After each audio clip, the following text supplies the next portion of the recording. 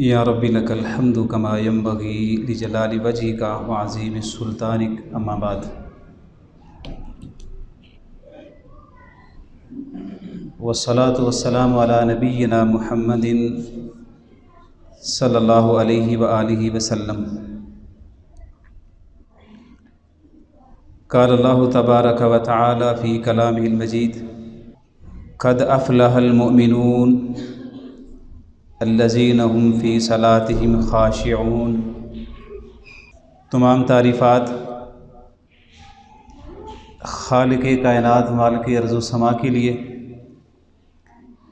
لا تعداد اور بے شمار درود و سلام حضرت محمد الرسول اللہ صلی اللہ علیہ وآلہ وسلم کی ذات اقدس پر۔ انتہائی واجب الاحترام میرے عزیز ساتھیوں، اور انتہائی واجب الاحترام ماں اور بہنوں، نصیحت کے طور پہ اور اپنی ذاتی تربیت کے لیے چند ایک باتیں ہیں جو میں نے آپ کے سامنے انتہائی آسان اور عام فہم لب و لہجے میں بیان کرنی ہیں۔ اللہ تعالی ہمیں سمجھنے کے ساتھ عمل کی توفیق عطا فرمائے۔ سب سے پہلے تو آپ آج کے عنوان اور موضوع کے بارے میں چند بنیادی باتیں سمجھ لیں۔ آج کا ہمارا جو عنوان ہے، نماز میں خشوع و خضوع، کہ نماز کو کتنی عاجزی اور کتنی انکساری کے ساتھ پڑھنا چاہیے ہمیں۔ میرے علم کے مطابق یہ ایک ایسا عنوان ہے، ہو سکتا ہے آپ کو ایسا لگے یا ایسا نہ لگے، لیکن مجھے ذاتی طور پہ ایسا لگتا ہے کہ کوئی کسی بھی مکتبہ فکر کے ساتھ تعلق رکھتا ہو، لیکن وہ اس چیز کی تائید تو کرے گا کہ نماز کو ادا کرتے ہوئے بڑی عاجزی اور بڑی انکساری کے ساتھ ادا کرنا چاہیے۔ یہ سب کا ایک مشترکہ اور ایک اتفاقی مسئلہ ہے، کوئی اختلافی نہیں ہے۔ اور اس میں ابھی آپ دیکھیں گے انشاءاللہ میں بہت ہی آسان طریقے سے میں چند ایک احادیث پڑھوں گا اور ان کا ترجمہ کر دوں گا، اور بات میرے خیال سے آپ کو کافی حد تک سمجھ میں آ جائے گی۔ اس کے بعد میں مختصر سا وقت دوں گا آپ کو، انشاءاللہ اللہ نے چاہا تو آپ سوال و جواب بھی کر سکیں گے۔ آپ پوچھ سکتے ہیں کہ یہ بات آپ نے کی ہے اور اس بات کی ہمیں سمجھ نہیں آئی، یا ہم آپ سے اختلاف کرتے ہیں، وہ بالکل آپ کو آزادی ہے، آپ سوال کر سکتے ہیں، اعتراض کر سکتے ہیں۔ تو میں کوشش کروں گا کہ آپ کے اس سوال کا ممکنہ حد تک میں جواب دے سکوں۔ جب سے ہم اس جدید دور میں داخل ہوئے ہیں، جس کے اندر اللہ تعالیٰ نے ہمیں بہت ساری نعمتوں کے ساتھ نوازا ہے، اور ہم اس پہ اللہ کا جتنا شکر ادا کریں کم ہے کہ جتنی نعمتیں اللہ تعالیٰ نے ہمیں دی ہیں، ہم سے پہلے اگر بڑے بڑے بادشاہوں کو پتہ چل جائے نا، تو آج کے دور کے وہ بہت غریب ترین لوگ ہمیں لگیں۔ تو آپ کتنے خوش قسمت ہیں کہ ہم اس دور کے اندر ہیں جہاں پہ اللہ تعالیٰ نے ہمیں ایسی ایسی نعمتیں عطا فرمائی ہیں کہ بڑا اللہ کا شکر ہمیں ادا کرنا چاہیے تھا، لیکن شاید ہم اس طریقے سے کر نہیں پا رہے ہیں۔ تو اس میں ایک بڑی نعمت موبائل بھی تھا جو اللہ تعالیٰ نے ہمیں دیا، یہ بھی نعمت ہی ہے، بس اس کا استعمال اگر ٹھیک ہو تو یہ نعمت ہے۔ بنیادی طور پہ ہر چیز ہی اللہ تعالیٰ نعمت ہی دیتا ہے، وہ ہمارا استعمال ہے کہ ہم کیسا کرتے ہیں۔ تو تب سے جب نمازوں کی صورتحال ہو گئی، آپ کو بھی اچھی طرح اندازہ ہے، اور اس کے علاوہ ہم ایک ایسے وقت میں آ گئے جہاں پہ جلد بازی اتنی ہے کہ ہر انسان کو بڑی جلدی ہے، کہ بڑا سادہ سا بندہ بھی میں دیکھوں نا، وہ دو سیڑھیاں چڑھ رہا ہوتا ہے، ایک سیڑھی سکپ کرتا ہے، دو سیڑھیوں پہ پاؤں رکھتا ہے، اور اس کو صرف اوپر جانے کی اور نیچے آنے کی جلدی۔ اور جہاں پہ دیکھیں سواریوں کے اعتبار سے اگر گاڑی چلا رہے ہیں تو ہم سب کو، میں بھی شامل ہوں اس میں اپنے آپ کو مستثنا بالکل بھی نہیں کر رہا، سب جلدی میں ہیں۔ سائیکل والا، موٹر سائیکل والا، رکشے والا، گاڑی والا، چھوٹی گاڑی والا، بڑی گاڑی والا، سب جلدی میں ہیں، اور اتنے جلدی کے اندر ہیں کہ ہمیں یہ بھی پتہ نہیں چلتا کہ ہماری بنیادی منزل کہاں ہے، لیکن ہم ہیں بہت جلدی کے اندر۔ نماز پڑھتے ہیں جلدی جلدی، نیکی کا کام کرتے ہیں وہ بھی جلدی جلدی، ماں باپ کی کوئی خبر لینا پڑے تو وہ بھی بہت جلدی جلدی، شادی بیاہ اور خوشی غمی میں سب معاملات میں جو جلدی ہماری طبیعتوں میں ہمارے مزاج میں رچ بس گئی ہے، اس نے جہاں ہمیں معاشرتی طور پہ اور بڑے نقصان دیے ہیں، ایک نقصان یہ ہوا کہ اس جلد بازی کی وجہ سے ہماری جو عبادات کا اصل جو مغز تھا نا، وہ بھی اس جلد بازی نے نکال دیا۔ آپ اندازہ کریں کہ جنازے کے وقت میں ہم کب پہنچتے ہیں اور کتنی جلدی ہمیں ہوتی ہے، لیکن در حقیقت اس نے ہماری طبیعتوں میں، مزاج میں اتنا نقصان کیا کہ میں ایک آپ کو پورا تحقیقی، یہ ایک مقالہ ہے اور اس کے اوپر پوری تحقیق ہے۔ آپ کو پتہ ہے صرف پاکستان کے اندر ایک دن کے اندر 1000 طلاق رجسٹرڈ ہوتی ہے، یعنی پاکستان، اور سب سے زیادہ پنجاب میں 1000 طلاق وہ ہے جو رجسٹرڈ ہوتی ہے، اور جو رجسٹرڈ نہیں ہوتی وہ اس سے زیادہ ہے۔ یہ ایک 24 گھنٹے کی پروگرس ہے۔ مسئلہ یہ رہا کہ لوگوں کی طبیعت میں اب جلد بازی اتنی آ گئی ہے کہ لوگ کچھ دیر کے لیے بھی سوچنا گوارا نہیں کرتے، تو اس لیے میں نے وقت اور حالات کے مطابق میں نے کوشش کی کہ چلو ساری چیزوں پہ ہم نہیں بھی کام کر سکتے، کوشش تو کریں گے، لیکن میں نے سوچا چلے کم از کم ہماری نماز جو ہے نا، اس کے بارے میں آپ کو جب تقریر کروں گا، آپ سے جب بات کروں گا، تو ہو سکتا ہے میری اپنی نماز بہتر ہو جائے، اور اس کے ساتھ میں امید کرتا ہوں کہ آپ جیسے نیک اور سنجیدہ احباب جتنی محبت سے بیٹھے ہیں اور تشریف لائے ہیں، آپ کو بھی اس سے کچھ نہ کچھ فائدہ ضرور ہوگا۔ تو سب سے پہلی جو بات آپ سے کرنا چاہتا ہوں، نبی علیہ الصلوۃ والسلام فرماتے ہیں کہ نماز دراصل اللہ تعالیٰ سے گفتگو کرنا ہے، اور ہر انسان کو چاہیے کہ وہ اس چیز کے بارے میں فکر مندی کرے کہ وہ اپنے رب سے کیسے گفتگو کر رہا ہے۔ واللہ میں آپ کو دل سے بتاؤں، آپ کو یہ حدیث بتاتے ہوئے دل نرم ہو رہا ہے کہ ہم کیسے لوگ ہیں کہ اللہ تعالیٰ سے گفتگو کرتے ہیں، اور ہمارے گفتگو کرنے کا انداز کیسا ہے۔ کوئی اپنے وقت حاکم کے سامنے کھڑا ہو تو شاید یہ حرکات نہ کرے، بادشاہ کے دربار میں کوئی کھڑا ہو تو یہ حرکتیں نہ کرے، بلکہ بادشاہوں کی کیا بات کرتے ہیں آپ، تھانے اور کچہری میں بندہ چلا جائے نا، تب بھی بڑا مؤدب اور بڑا مہذب ہو جاتا ہے، لیکن اتنی بڑی ذات کے سامنے جب وہ کھڑا ہے تو نبی علیہ الصلوۃ والسلام فرما رہے ہیں نمازی بندہ یناجی ربہ، اور یناجی کے اندر ایک اور نقطہ بھی ہے، یہ رب سے صرف بات نہیں، آپ سرگوشی کر رہے ہیں، یعنی جیسے آپ بڑے پیارے بندے کو ایسے قریب نہیں کر لیتے، اس کے کان میں بات کرتے ہیں، اس کو کہتے ہیں یناجی، یعنی آپ اپنے رب کے سب سے زیادہ قریب ہیں اور اللہ تعالیٰ سے سرگوشی کر رہے ہیں آپ لوگ، اور آپ دیکھ لیں کہ آپ وہ کس طریقے سے بات کر رہے ہیں۔ اور اس کے بعد نبی علیہ الصلوۃ والسلام نے فرمایا فَإِذَا صَلَّيْتُمْ، جب بھی تم میں سے کوئی نماز پڑھنے لگے، فَلَا تَلْتَفِتُوا، التفات نہ کرے۔ التفات کا ترجمہ مزید میں آسانی سے کر دیتا ہوں، فَإِنَّ اللَّهَ يَنْصُبُ وَجْهَهُ لِوَجْهِ عَبْدِهِ فِي صَلَاتِهِ مَا لَمْ يَلْتَفِتْ، اللہ تعالیٰ اس وقت تک اپنے بندے پر پوری توجہ کر کے رکھتا ہے۔ یہ آسان ترجمہ ہے، اللہ تعالیٰ اس وقت تک اپنے بندے پر پوری توجہ رکھتا ہے، اور اس وقت تک اللہ تعالیٰ اپنے بندے کے چہرے کی طرف متوجہ رہتا ہے جب تک بندہ اب التفات نہیں کرتا۔ التفات کا مطلب یہ ہے کہ آنکھیں گھما کے وہ دائیں بائیں یا اوپر نیچے دیکھنے لگتا۔ التفات کا مطلب ہے تھوڑا سا بھی آپ دائیں توجہ کر لیں، اب بائیں کر لیں یا اوپر کر لیں، سجدے کی جگہ پر تو کرنی ہے۔ تو آپ جب آج کے بعد عشاء کی نماز جب پڑھیں گے ہم وقت پہ، تو آج ذرا یہ نماز آپ اس طریقے سے پڑھیے نا ذرا، کہ ہم اللہ سے گفتگو کرنے جا رہے ہیں اور وہ بڑی قریب سے کرنے جا رہے ہیں، اللہ تعالیٰ ہماری طرف متوجہ ہے، اللہ تعالیٰ میرے چہرے کو خاص کر کے دیکھ رہا ہے، اور دیکھوں کہ میں آگے سے کس قسم کے چہرے کے ساتھ نماز پڑھ رہا ہوں۔ اور ایک بنیاد کے اندر ہی بات میں آپ سے کر دوں، جتنی احادیث بیان کروں گا میری ذمہ داری ہے کہ آپ اس کا حوالہ لے سکتے ہیں، لیکن آپ کا 1 منٹ بھی ضائع نہیں ہوگا۔ یہ ساری احادیث جو ہے نا، یہ صحیح حدیث ہیں، صحیح احادیث بیان کر رہا ہوں۔ اللہ تعالیٰ نے قرآن کریم میں بڑی زبردست بات کی۔ حی علی الفلاح کے بارے میں ترجمہ آپ جانتے ہیں کہ آ جاؤ کامیابی کی طرف۔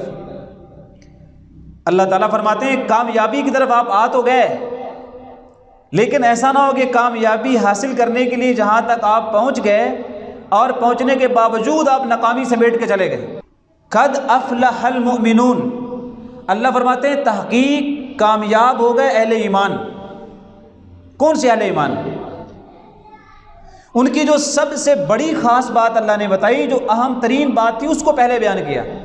اللہ تعالیٰ فرماتے ہیں الذین ہم فی صلاتہم خاشعون، وہ مومن کامیاب ہے جو کامیابی لینے آیا تھا، جو اپنی نماز کے اندر خاشعون کا مطلب ہے خشوع کے ساتھ، عاجزی کے ساتھ، انکساری کے ساتھ، بنا کسی التفات کے، بنا اوپر دائیں بائیں اپنی توجہ کو کیے بغیر جس نے نماز ادا کی نا، دراصل وہ کامیابی کی طرف آیا اور وہ کامیاب ہوا۔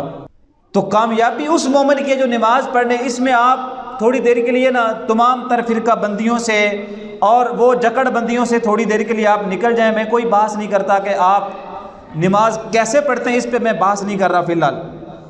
میرا آج کا مقصد یہ ہے کہ تمام مکاتب فکر میں جو نمازی نماز پڑھیں گے ان کو بنیادی طور پہ یہ چیز تو کرنی ہے کہ نماز کے اندر عاجزی اور انکساری کس حد تک لے کے جاتے ہیں، جیسا کہ آگے نبی علیہ الصلوۃ والسلام نے فرمایا ان اول ما یحاسب بہ العبد، کہ بے شک سب سے پہلے جو حساب لیا جائے گا نا اللہ کے حقوق میں سے، بندے سے جو حساب لیا جائے گا بصلاتہ، وہ اس کی نماز کے بارے میں لیا جائے گا۔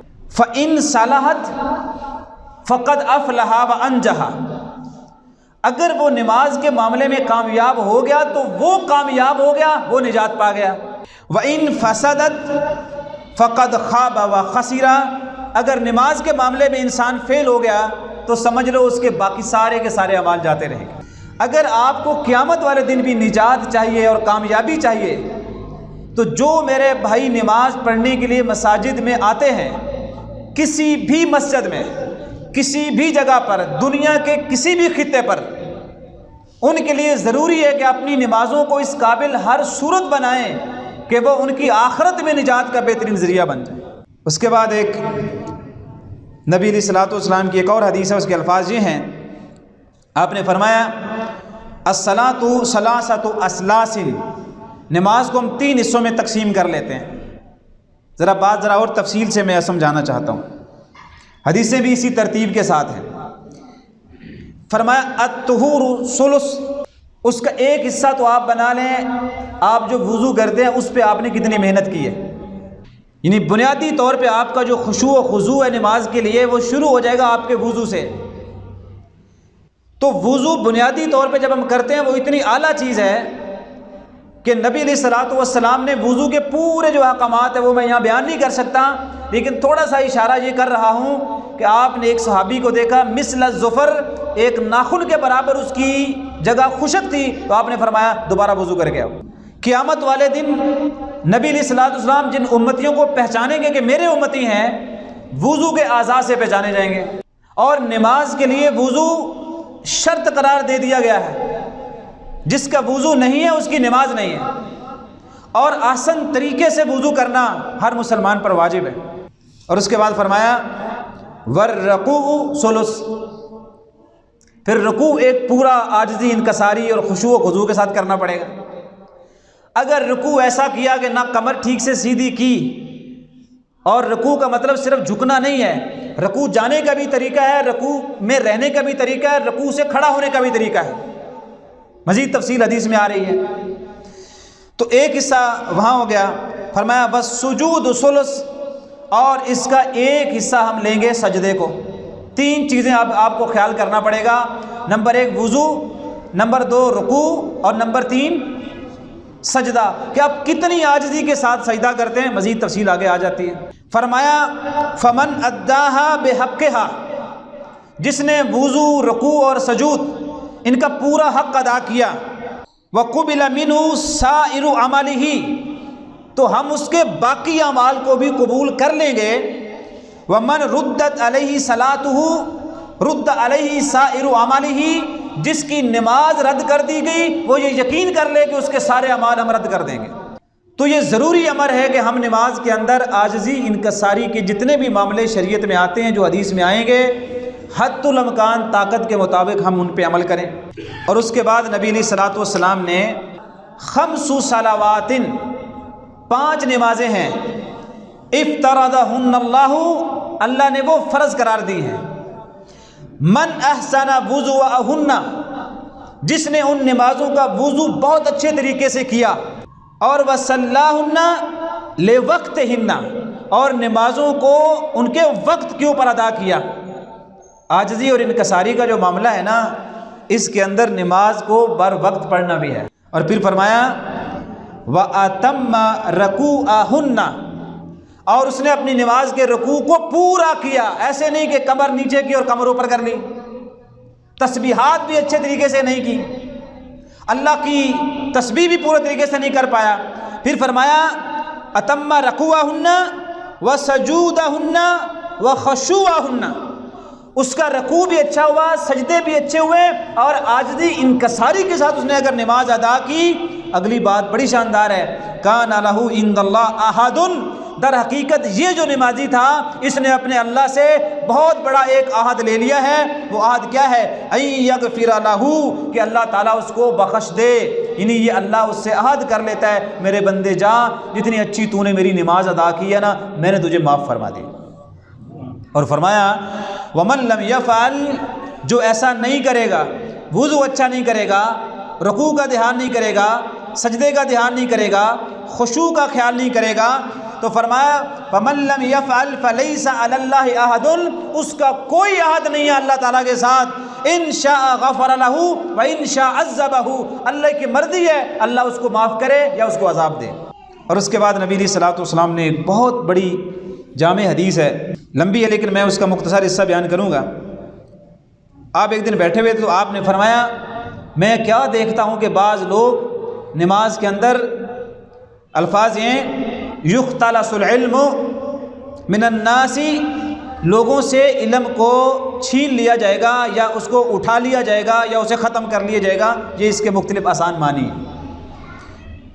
جب آپ نے یہ بات کی تو ایک صحابی بیٹھے ہوئے تھے، صحابہ کرام ماشاءاللہ سے نبی علیہ الصلوۃ والسلام سے بڑی محبت سے پیش آتے اور ادب سے، جب آپ نے کہا نا کہ علم اٹھا لیا جائے گا، علم چھین لیا جائے گا، علم ختم کر دیا جائے گا، تو ایک صحابی کہنے لگے، ان کا نام تھا زیاد بن لبید انصاری رضی اللہ تعالیٰ عنہ، کہنے لگے حضور کیف یختلس منا، یہ علم ہم سے کیسے اٹھا لیا جائے گا؟ وقد قرأنا القرآن، ہم نے قرآن پڑھ لیا ہے، آپ بھی غور کیجئے گا، بڑی اہم حدیث ہے۔ فواللہ، اللہ کی قسم ہے، لنقرأنہ، ہم اس کو مزید آگے پڑھا بھی دیں گے، اتنا ہی نہیں، ولا نقرئنہ نساءنا، ہم اپنی عورتوں کو بھی قرآن سکھائیں گے، وابناءنا، اور ہمارے بیٹے بھی قرآن مجید سیکھ لیں گے۔ تو پھر آپ کیسے کہہ رہے ہیں کہ علم اٹھا لیا جائے گا؟ جب اتنی تڑپ ہمارے اندر ہے کہ ہم قرآن سیکھ گئے، ہمارے بچے بھی سیکھیں گے، ہماری اولاد اور ہماری بیویاں بھی سیکھیں گی، تو علم کیسے اٹھا لیا جائے گا؟ آپ نے فرمایا تیری ماں تجھے گم پائے، یہ عربوں کا ایک مقولہ ہے، یا زیاد انی کنت لأعدک من فقہاء اہل المدینہ، میں تو سمجھتا تھا کہ تو مدینے میں سب سے زیادہ فقیہ انسان ہے، تو نے کیسی بات کر دی؟ آپ نے جواباً پتہ کیا فرمایا؟ ہذہ التوراۃ والانجیل، زیاد یہ دیکھو تورات موجود ہے، انجیل بھی موجود ہے، عند الیہود والنصارى، یہودیوں کے پاس تورات بھی ہے، انجیل بھی ہے، لیکن زیاد مجھے بتا فماذا تغنی عنہم، یہ کتنی کفایت کر رہی ہے ان کو، یعنی کتنا اس پہ عمل کر رہے ہیں؟ تو کہنے لگے حضور اب وہ تو بالکل بے عمل ہو چکے ہیں۔ اس حدیث کا ایک قصہ علیحدہ ہے مسند احمد میں، آپ نے فرمایا میری امت پہ ایسا وقت آئے گا یہ قرآن پڑھیں گے، اب دنیا میں سب سے زیادہ قرآن یا تو شعبہ تحفیظ القرآن میں پڑھا جاتا ہے یا نماز کی صورت میں پڑھا جاتا ہے، بلکہ نماز کی صورت میں تو سب سے زیادہ پڑھا جاتا ہے۔ تو قرآن پڑھنے والے تو ڈھیر سارے ہیں، لیکن زیاد اس پہ عمل کرنے والے لوگ آپ کو نہیں ملیں گے۔ جب ہمارے دلوں کے اندر سے قرآن کی وہ محبت ہی ختم ہو گئی ہے کہ نماز کے اندر قرآن کا ترجمہ چند آیات کا بھی نہیں آتا، سورۃ الفاتحہ کا بھی ٹھیک سے ترجمہ اگر مجھے نہیں آتا تو مجھے بتائیں میری نماز میں عاجزی انکساری کس طریقے پر آ سکتی؟ آپ نے فرمایا کہ بِأَوَّلِ عِلْمٍ پہلا علم جو اٹھایا جائے گا، آپ اصل بات پہ ہم آ گئے ہیں جو میں بتانا چاہتا ہوں. علم اٹھایا جائے گا، لیکن جو سب سے پہلے اٹھایا جائے گا وہ کیا ہوگا؟ علم تو بہت زیادہ ہے، کون سا علم سب سے پہلے لوگوں میں سے اٹھا لیا جائے گا؟ فرمایا بِأَوَّلِ عِلْمٍ یرفع من الناس، سب سے پہلا علم جو لوگوں کے اندر سے اٹھا لیا جائے گا، فرمایا الخشوع، عاجزی انکساری نمازوں کی حالت میں لوگوں سے اٹھا لی جائے گی. سب سے پہلا یہ علم ہو جو اللہ تعالیٰ واپس اٹھا لیں گے. فرمایا یوشکو، مجھے یہ شک ہے، ان تدخل مسجد جماعت، کہ تم ایک مسجد میں جہاں با جماعت نماز ہوتی وہاں پہ جاؤ اور نماز جماعت سے پڑھنے والے ان سینکڑوں ہزاروں لوگوں کو تم جا کے دیکھ سکتے ہو، اور دیکھنے کے بعد تو دیکھے گا فلا ترى فیہ رجلا خاشعا، ایک بھی بندہ وہاں پر خشیت الہی کی وجہ سے نماز نہیں پڑھ رہا ہوگا. ایک بندہ بھی ایسا نہیں ہوگا جو پوری عاجزی انکساری سے نماز پڑھ رہا ہو. یہ پہلا علم ہوگا جو اٹھایا جائے گا.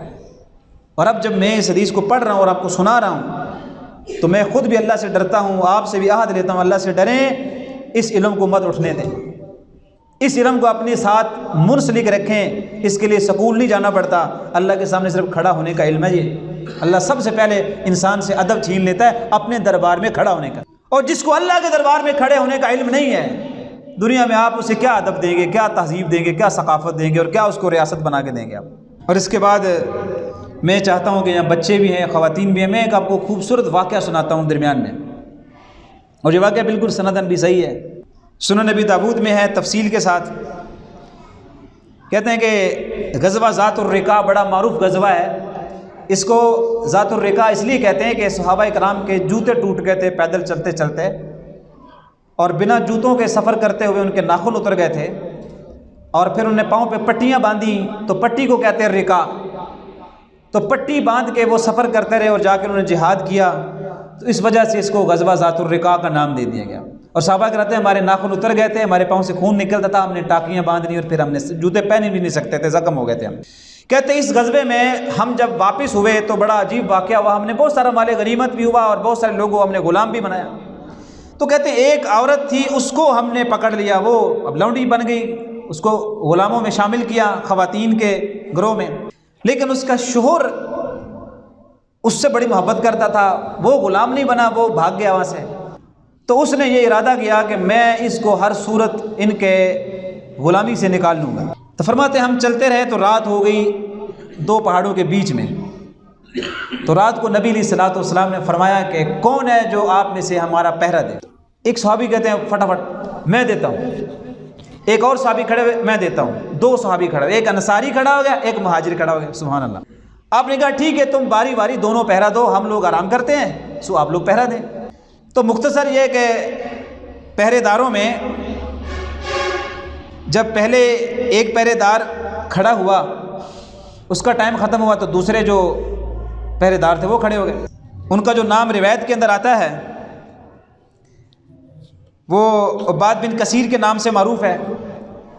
کہتے وہ جب کھڑے ہوئے تو یہ بڑے خوبصورت تھے کے لیے، جب کھڑے ہوئے تو کہتے ہیں یار پہرا تو دینا ہی دینا ہے، تو کیوں نہ ایسا کروں کہ میں اللہ کی بارگاہ میں 2 نفل کی نیت کر لیتا ہوں، تو چلو نماز بھی پڑھتا رہوں گا، سورۃ کاف زبانی یاد ہے وہ پڑھتا رہوں گا، تو کون سا اتنا بڑا خطرہ ہے، خیر ہے کوئی بات نہیں. جب کھڑے ہوئے، یہ بات جب میں اکرام اللہ بیان کر رہا ہوں نا تو شاید میری بیان کرنے کے انداز میں کوئی رکت نہ ہو، لیکن یہ بہت مشکل معاملہ ہے. جب بیان کر رہا ہوں تو یہ اس درجے پہ پہنچنا بہت مشکل ہے. اتنے میں وہ بندہ پہاڑی کے اوپر آ گیا اور رات کی چاندنی کی روشنی سے اس نے بڑا فائدہ. اس نے کہا سارے بندے لیٹے ہوئے ہیں، آرام کر رہے ہیں، یہ ایک بندہ کھڑا ہے. تو یہ روایت کے الفاظ ہیں، اس نے تیر سیدھا کیا اور اس نے مارا. عرب نشانے باز تو تھے تو تیر ان کو لگ گیا، لیکن یہ کھڑے رہے. اس نے نہ دوسرا تیر مارا، یہ پھر بھی کھڑے رہے. اس نے کہا عجیب آدمی، تیر لگتا ہے اس کو، لیکن وہ نہ حرکت کرتا نہ بھاگتا ہے، نہ میرے خلاف تیر بھی نہیں چلاتا اور کسی کو اٹھاتا بھی نہیں. اس نے تیسرا تیر مارا، وہ پھر عباد بن کثیر کی باڈی میں بہت شدید لگا. تو اتنے میں وہ تیر انہیں نکال کے جب نیچے رکھنا چاہا تو ساتھ والے جو انصاری تھا اس کو جاگ آ گئی. اس نے دیکھا کہ خون بھی اور تیر بھی لگے ہوئے. شاید یہ جملہ آپ کو نماز کی عاجزی انکساری بتا دے۔ اٹھتے ہی انصاری کہتا ہے کہ یہ تم نے کیا کیا؟ یہ 3 تیر پڑے ہوئے ہیں، کسی نے تم پہ حملہ کیا ہے اور تم نے مجھے بتایا تک نہیں ہے۔ اس کے الفاظ، یہ جو روایت ہے نا یہاں پہ، تو اس نے کہا کنت فی سورۃ اقرأھا، پیارے بھائی اصل میں جب میں تلاوت کر رہا تھا نماز میں ایک ہی صورت مجھے یاد ہے جو میں پڑھ رہا تھا، فلم احب ان اقطعھا، میں نے خود کٹنا برداشت کر لیا، پر مجھے یہ اچھا نہیں لگا کہ میں رب سے اپنا رابطہ کٹ کر دوں۔ جس دن آپ کی نمازوں کے اندر یہاں تک رکت آ گئی نا، اس نماز کے پڑھنے کے بعد آپ کبھی برائی کی طرف بڑھیں گے بھی نہیں۔ اب لوگ کہتے ہیں نا حاجی صاحب نماز برائی سے نہیں روکتی، نماز بے حیائی سے ہمیں کیوں نہیں روکتی؟ اب نماز پڑھ کے دیکھیں، آپ ایک نماز عاجزی کے ساتھ پڑھ کے دیکھیں، آپ کو اندازہ ہو جائے گا کہ آپ کو کیسے برائی سے روکتی۔ یہ صحابہ کرام کا ایمان ہے کہ خود کٹیں گے، لیکن جو قرآن پڑھ رہے ہیں ہمارا دل نہیں چاہتا، یہ پسند نہیں ہے کہ اس کو کٹ کے ہم اپنے آپ کو بچائیں۔ یہ تقوی کا، للہیت کا یہ درجہ تھا ہم لوگوں۔ اور اس کے بعد نبی علیہ الصلوۃ والسلام نے قرآن کی جو یہ آیت ہے، حافظوا علی الصلوات والصلاۃ الوسطی وقوموا للہ قانتین، نمازوں کی حفاظت کرو، اور خاص کر کے درمیانی نماز، اور درمیانی نماز بنتی ہے عصر کی نماز۔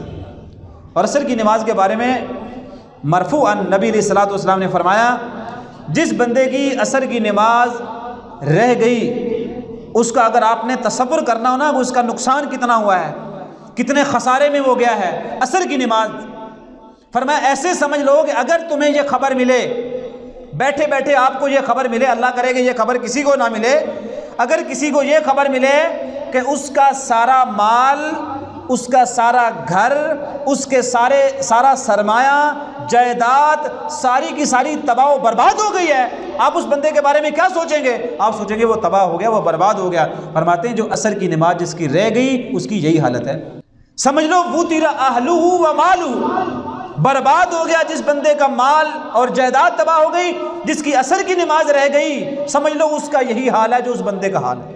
یہ جو قوموا للہ قانتین، اس پہ زیادہ بات نہیں کر سکوں گا میں، لیکن قانتین کے اندر 5 چیزیں آئیں تو تب جا کے قانتین بنتا ہے۔ قوموا، کھڑے ہو جاؤ اللہ کے لیے عاجزی کے ساتھ۔ 5 چیزیں میں جلدی میں بیان کر لوں گا، جلدی سے مراد ہے کہ میں اس کو تفصیل میں نہیں جاؤں گا۔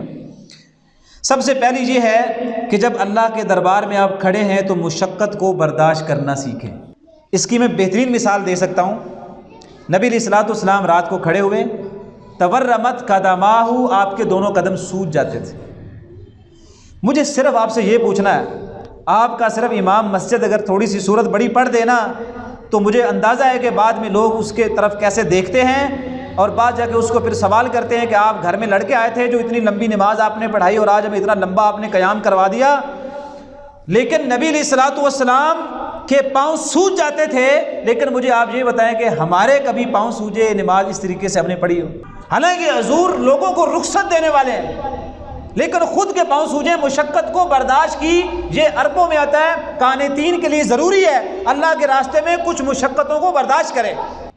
پھر فرمایا مشقت میں انسان کبھی کبھی گھبرا جاتا ہے اور بے ادبی پہ بھی آ جاتا ہے، جب تکلیف ہو کہتے نہیں رہنا بھی ادب کے دائرے میں ہے، یعنی مشقت سے بے ادبی کی طرف نہیں آنا، رہنا بھی ادب کے دائرے میں ہے۔ نمبر 3، چہرے پر آثار بھی غمی کے نہیں لانے، اور نمبر 4 پرسکون رہنا ہے، اور نمبر 5 یہ ہے کیفیات کو بدلتے رہنا، کبھی قیام میں، کبھی رکوع میں، کبھی سجدے میں، کبھی تشہد میں۔ تو یہ اگر 5 چیزیں کسی انسان میں پیدا ہونا، وہ یہ کہہ سکتا ہے کہ میں نے نماز اللہ کے سامنے عاجزی کے ساتھ کھڑے ہو کے پڑھی۔ اور اس میں اجر کتنا ہے؟ آپ علیہ الصلوۃ والسلام نے فرمایا ما من امرئن مسلم، کوئی بھی مسلمان، کوئی قید نہیں ہے فلاں فرقے کا، فلاں جماعت کا، فلاں بندہ، کچھ بھی نہیں ہے، کوئی مسلم، کوئی مسلمان، تحضرہ صلاۃ مکتوبہ، اس کو وقت ملا فرض نماز پڑھنے کا، فیحسن وضوءہا، اس نے وضو اچھا کیا، وخشوعہا، اور اس کو خشوع کے ساتھ عاجزی کے ساتھ پڑھا، الا کانت کفارۃ لما قبلہا، اس نماز سے پہلے جتنے اس نے گناہ کیے تھے وہ ان کا کفارہ ہے، اللہ اس کو معاف کر دے گا۔ اور پھر نبی علیہ الصلوۃ والسلام نے ایک اور حدیث میں ایک بیان فرمایا، ابو ہریرہ راوی ہیں، کہتے ہیں آپ نے ایک مثال دی اور اس مثال کو آپ خود بہتر سمجھ لیں گے. مثل المجاہد فی سبیل اللہ، وہ بندہ جو جہاد کے اندر اللہ کے راستے میں شامل ہے، فرمایا واللہ اعلم، اور اللہ زیادہ بہتر جانتا ہے کہ بمن یجاہد فی سبیلہ، کہ کون مجاہد اللہ کے راستے میں لڑ رہا ہے. انسان اپنی ذاتی زندگی سے فیصلہ نہیں کر سکتے. فرمایا وہ جو مجاہد اللہ کے راستے میں ہے، یہاں پہ جملہ ہے کمثل، وہ اس آدمی کی طرح ہے. میں نے اس حدیث کو بیان اس لیے کیا آپ لوگوں کے سامنے، اس سے پہلے ہم جو روایت پڑھتے تھے نا، اس میں یہ ہوتا تھا فلاں بندہ اس مجاہد کی طرح ہے، وہ اس غازی کی طرح ہے. یہ واحد حدیث ہے جس میں آتا ہے وہ مجاہد اس نمازی کی طرح ہے. تو یہاں پہ نمازی کی اہمیت کو نبی علیہ الصلوۃ والسلام نے ایک اور درجے سے بیان کیا. کون سا نمازی؟ القائم، جو قیام کرتا ہے، الخاشع، پھر خشوع کے ساتھ قیام کرتا ہے، الراکع الساجد، رکوع کرنے والا اور سجدے کرنے والا عاجزی انکساری سے، وہ مجاہد اور وہ دونوں برابر ہیں. یہاں خشوع کا لفظ ہے. اور نبی علیہ الصلوۃ والسلام ایک دعا مانگا کرتے تھے، کیونکہ خشوع کا تعلق صرف ظاہری اسباب کے ساتھ نہیں ہے، خشوع کا تعلق دل کے ساتھ بھی ہے. یعنی اندر سے بھی تو انسان کی توجہ کا مرکز بھی تو اللہ کی ذات ہونی چاہیے. اور اس کے اندر وہ حدیث بھی ہے جس میں جبریل امین نے آ کے پوچھا کہ حضور احسان کیا ہے؟ تو آپ نے کہا احسان یہ ہے ان تعبد اللہ کأنک تراہ، عبادت اللہ کی ایسے کرو جیسے تم اللہ تعالیٰ کو واقعتاً، جیسے اللہ تعالیٰ تیرے سامنے ہے نا، ایسا تصور کر. اور یہ تصور تو قائم نہیں کر سکتا، یہ تو یقین کرنا کہ وہ تجھے دیکھ رہا ہے. میں یہاں اکثر تقریروں میں، درس میں، نصیحت میں، ویسے محبت کے طور پہ لازمی نہیں کہ آپ کسی انسان کی ساری باتوں سے اتفاق کریں، بے شک میری بھی ساری باتوں سے اتفاق نہ کریں، لیکن حضور کی باتوں سے تو آپ کو اتفاق کرنا ہی پڑے گا. اشفاق احمد اشفاق کہتے ہیں میں جب یہ روایت سنتا تھا میں کہتا تھا یار یہ کیا حدیث ہے کہ ایسی عبادت کرو جیسے تم اللہ کو دیکھ رہے ہو. تو کہتا ہے یہ میرے ذہن میں نا ٹھیک سے سمجھ نہیں آتی تھی مجھے، میں انکاری نہیں تھا لیکن مجھے سمجھ نہیں آتی تھی. اشفاق احمد زاویے والے اکثر لوگ جانتے ہیں. کہتے ہیں میں جرمنی گیا تو ہمارے ہوٹل کی دوسری منزل پہ نا آگ لگ گئی. کہتا ہم بھاگم بھاگ نیچے آ گئے تو نیچے جو وہاں پہ پارک بنا ہوا تھا سینٹر میں ہوٹل کا، تو ہم وہیں پہ کھڑے ہو گئے دیکھ رہے تھے یار کیا ہو گیا ہے. اتنے میں ایک آدمی بھاگ کے کہنے لگا یار میرا بیٹا اوپر رہ گیا، اور بیٹے کی محبت میں نا بھاگنے لگا. تو ہم نے اسے پکڑا، ہم نے کہا تیرے پاس کون سا سامان ہے آگ سے بچنے کے لیے؟ تم ایسا کرو ادھر ٹھہرو یار، اب دیکھتے ہیں کیا کرنا ہے، کچھ کریں گے نا ہوٹل والے بھی. تو کہتے اتنے میں نا اس کا کھڑکی ٹوٹی، اس کا بیٹا ایک بالکونی میں آ کے کھڑا ہو گیا، لیکن وہ لوکیشن ایسی بن گئی کہ ہمیں وہ نظر آ رہا تھا بیٹا، لیکن وہ دھوئیں کی کیفیت کی وجہ سے وہ ہمیں نہیں دیکھ رہا تھا. تو اس نے اپنے والد کو آواز دی کہ ابا جی میں ادھر پھنس گیا ہوں. کہتے ہیں اس کے والد نے کہا بیٹا تم ایسے کرو چھلانگ لگاؤ. تو اس نے کہا مجھے اب نظر ہی نہیں آ رہا میں کدھر چھلانگ لگاؤں. تو اشفاق صاحب کہتے ہیں اس نے کہا بیٹا کوئی بات نہیں ہے، میں تجھے نظر نہیں نہ آ رہا لیکن تو مجھے نظر آ رہا ہے، تو چھلانگ لگا، تیرا والد تجھے زمین پہ نہیں کرنے دوں. کہتا ہے یقین مانے اس ماحول کے اندر سے اس کے بیٹے نے، اس کو نظر بھی نہیں آ رہا تھا.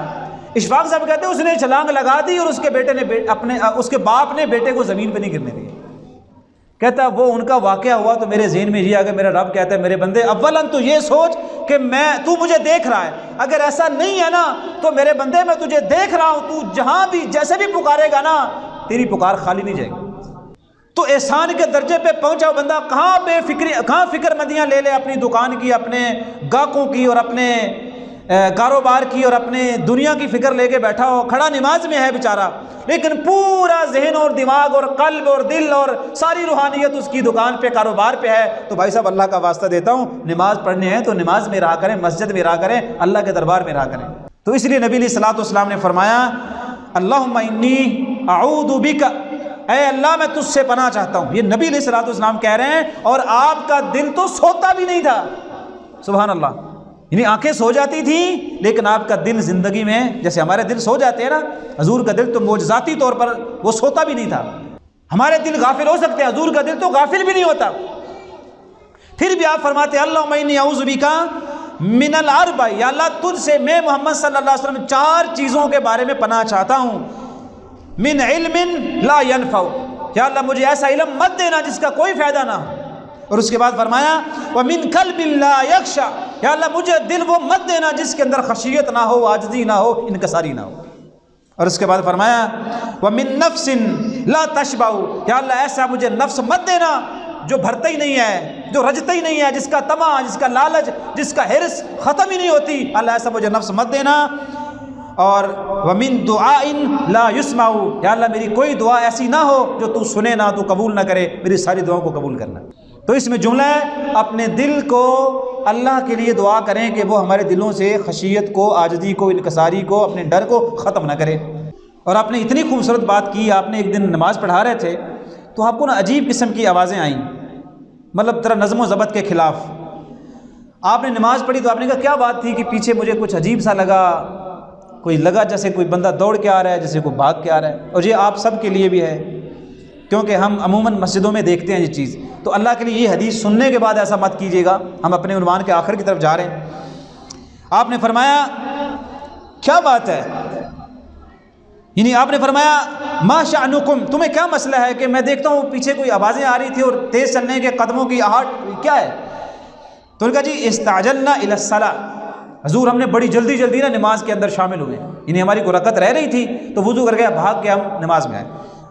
آپ نے فرمایا فلا تفعلوا، ایسا مت کیا کرو، اذا آتیتم الصلاۃ، جب بھی تم نماز کے لیے آ جاؤ، فعلیکم بالسکینہ، تو بڑے سکون سے رہا کرو۔ اگر آپ وضو کرنا سکون سے نماز کریں، وضو کریں آپ، اور بڑے سکون کے ساتھ آپ نماز میں ایسے کرتے اور کپڑے سیدھے اور بھاگ کر ایسے نماز کے اندر، بھائی واللہ ایسے نہ کیا کریں آپ، کیونکہ حضور نے اجازت دی ہے تو میں تب آپ کو بتا رہا ہوں۔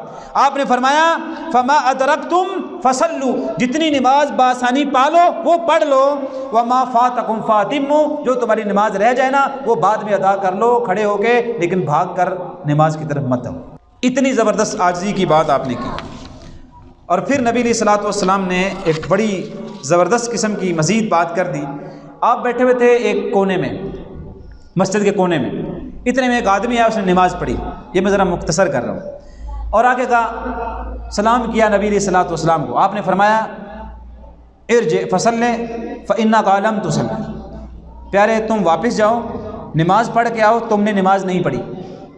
اچھا یہاں تھوڑا سا ایک تبصرہ کروں، نماز پڑھنے والا صحابی، نماز پڑھنے والا صحابی، اللہ اکبر، مسجد نبوی، مسجد صحابی بھی وہ اگر ایک مٹھی جوں کی خرچ کر دے نا تو آج ہم اود پہاڑ جتنا سونا خرچ کر دیں تو مٹھی کے برابر نہیں ہو سکتا، اتنا درجہ ایک ادنا صحابی کا ہے۔ مسجد وہ ہے جہاں پہ ایک نماز پڑھنے پر سینکڑوں نمازوں کا اجر ملتا ہے، اور کس کی موجودگی میں نماز پڑھ رہے ہیں؟ جس کو ایک بار اگر دین اور ایمان کی صورت میں دیکھ لینا بندہ تو جہنم کی آگ حرام ہو جاتی ہے۔ کس شہر میں نماز پڑھ رہا ہے؟ جس کی قسم اللہ تعالیٰ نے قرآن کریم میں مدینے کی قسم اٹھائی۔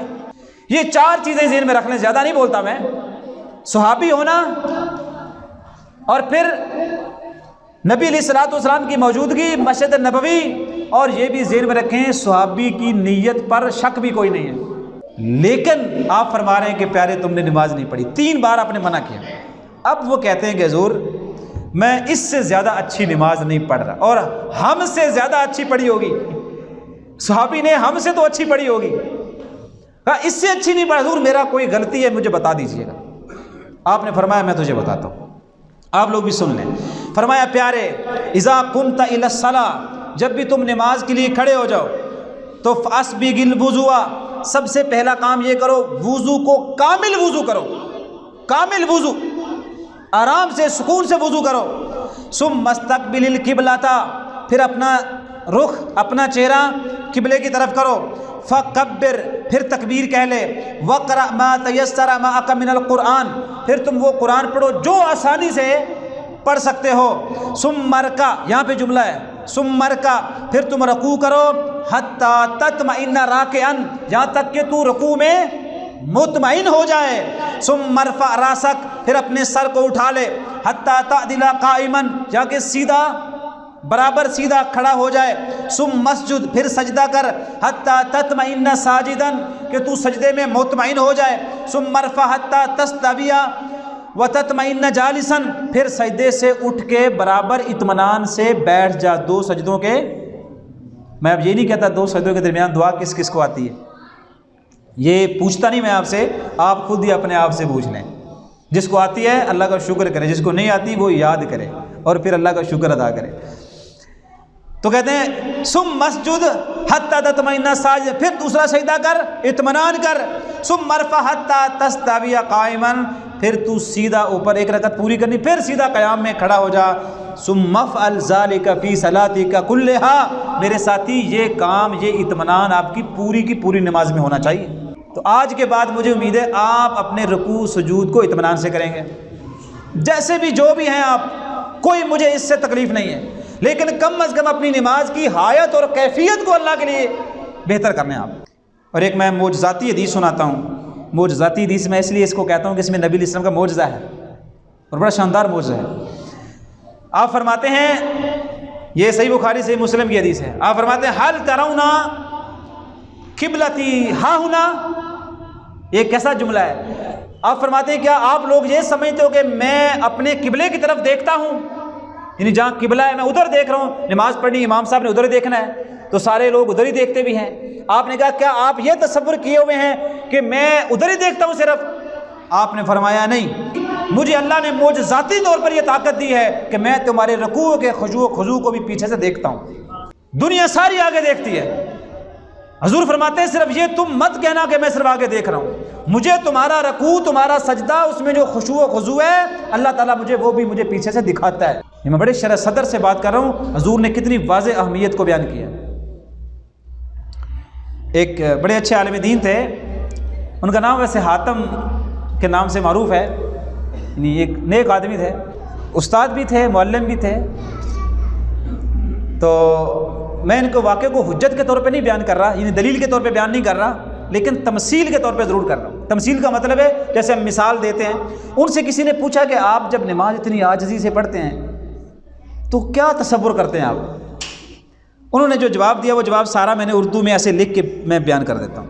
سب سے پہلے کہتے ہیں، انہوں نے فرمایا میں تکبیر کہتا ہوں، پھر ٹھہر ٹھہر کر قرات کرتا ہوں، خشوع کے ساتھ رکوع کرتا ہوں، عاجزانہ انداز میں سجدے کرتا ہوں، جنت کو اپنی دائیں طرف اور دوزخ کو اپنی بائیں طرف محسوس کرتا ہوں، کعبے کو اپنی پیشانی کے سامنے تصور کرتا ہوں، ملک الموت کو اپنے سر کے اوپر تصور کرتا ہوں، اپنے آپ کو گناہوں میں گھرا ہوا سمجھتا ہوں، اس حال میں کہ اللہ تعالیٰ مجھے دیکھ رہا ہے، یہ سمجھتا ہوں کہ میری عمر کی یہ آخری نماز ہے، اس لیے کہ حتی الامکان خلوص کے ساتھ نماز ادا کرتا ہوں، اس کے بعد سلام پھیرتا ہوں، پھر اللہ سے امید کرتا ہوں کہ شاید وہ میری نماز کو قبول کر لے۔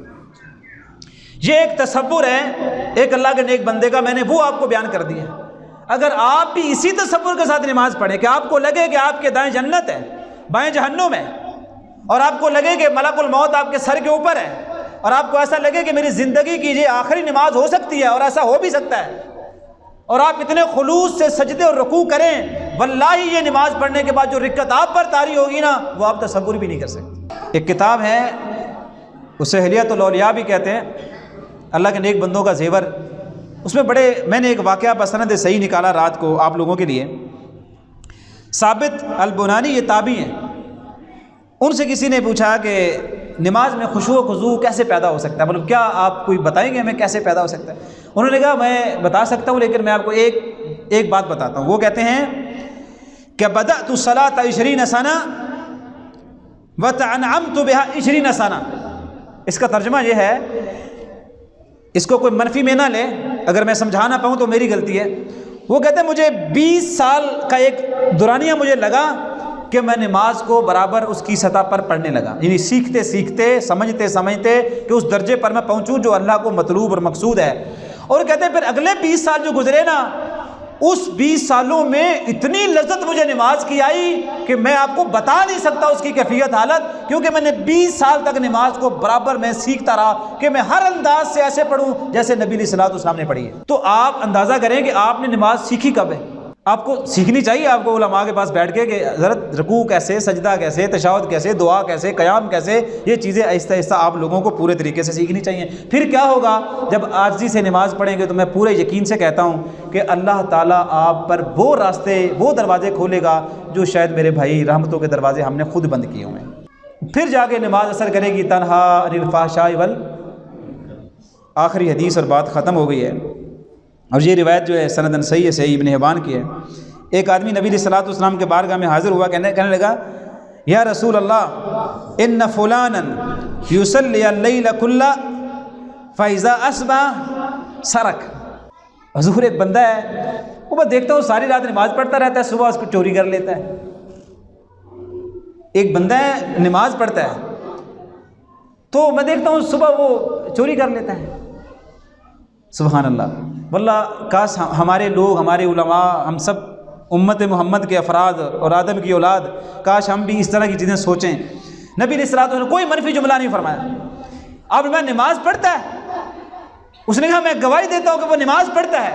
آپ نے کہا اگر وہ نماز پڑھتا ہے، آپ نے فرمایا سینہاہ ما تقول، پیارے میں تجھے گارنٹی دیتا ہوں ایک دن برائی سے رک جائے گا۔ اگر وہ نماز پڑھتا ہے نا تو برائی سے رک جائے گا۔ آپ نماز کو قائم کیے رکھے، اللہ تعالیٰ آپ کو توفیق دے گا برائیوں سے بچنے کی، لیکن قائم رہنا پڑتا ہے۔ تو اللہ تعالیٰ سے دعا کرتا ہوں، جتنا وقت میں نے سوچا تھا ویسے اللہ نے اتنے میں ساری باتیں جیسی بھی تھی میں نے بیان کر دی ہیں۔ یہ نہ صرف آپ لوگوں کے لیے ہیں، پہلے میری ذات کے لیے ہیں، لیکن عشاء کی نماز آج ہم پوری عاجزی کے ساتھ پڑھیں گے، اور اس عاجزی میں جو خلل دیتی ہیں چیزیں، موبائل فون آپ آف رکھیں گے، گھنٹی بند رکھیں گے۔ اس کے علاوہ یہ ہے آپ کپڑے بعد میں سیدھے کر لیجیے گا، اپنی داڑھی میں، پگڑی، ٹوپی، سر میں اور کپڑوں میں کھجلانے کے بجائے اگر صرف آپ ایسے کھڑے رہیں اور پورے طریقے سے ایسے نہ کریں اور ایسے نہ کریں اور کپڑے نہ سیدھے کریں، تو آج ایک نماز پڑھ کے دیکھیے گا، شفیق الرحمان صاحب جماعت کروائیں گے، اور پورے طریقے میں آپ سے گزارش کروں گا قد افلح المؤمنون سے پڑھیے گا، ٹھیک ہے جی؟